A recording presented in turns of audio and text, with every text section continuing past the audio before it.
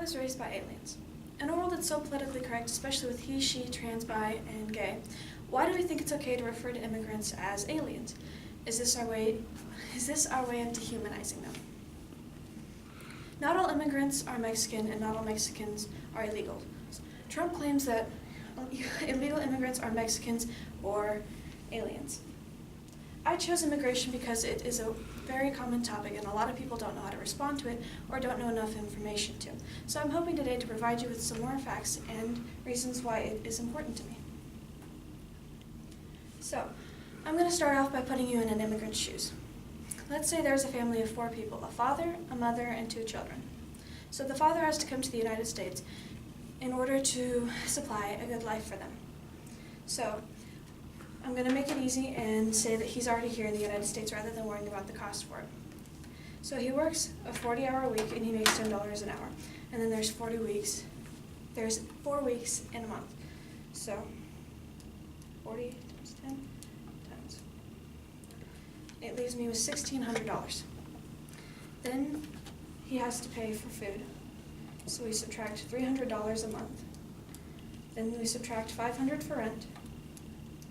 Then we subtract $117 for gas. Then we also subtract $200 he has to send back.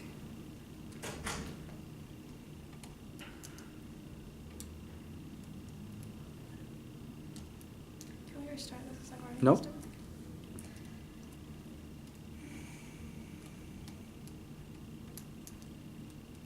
And then we subtract $40 for fun. This leaves him with $443. Now that is not enough to buy a ticket and pay for his family to come here. And if he did make it, he would have to choose one family member to come here. Now that is 1 out of the 3. So that means he has to choose his wife or one of his 2 children. His wife at any moment could be murdered or sold into sex trafficking, and it's the same for his children. As you can see, it's not as easy or as cheap as everybody believes. Immigration and the economy. Immigration keeps us relevant to the world and not cut off and exclusionary. It'll help the economy grow. More people coming into the United States, that means more people to buy, sell, trade, work, and earn money. Small Business Administration has stated that immigrants are 30% more likely to start a business in the United States than non-immigrants. And 18% of small business owners in the United States are immigrants. Immigrants and welfare.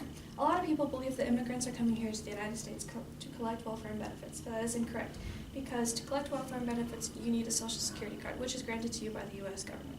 So if an immigrant is here using a fake Social Security card number, it is the fault of the government and not immigration. Now I'd like to explain to you why this is important to me. My mother was brought here when she was 7 years old. She still remembers all of her firsts. Her first meal here was a bowl of Cinnamon Toast Crunch, and she says that when she wants to remember how lucky she is, she eats Cinnamon Toast Crunch.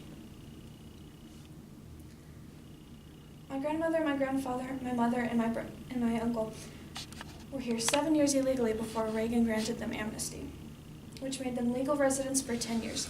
Later, through family records, we discovered that my grandfather was Apache Indian, and they should have never had to go through the process.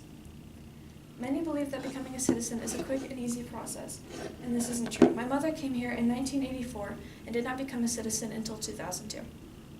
My stepfather came here illegally at the age of 12 and is still working on obtaining his citizenship, and it is a hard and long process. The process has put us in about $10,000 in debt.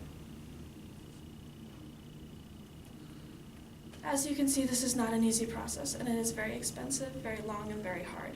A lot of people are very insensitive about the topic and think it's really easy and that immigrants are the reason our economy fails, but that is very incorrect. I think people should be more careful when using the term aliens and need to be more respectful.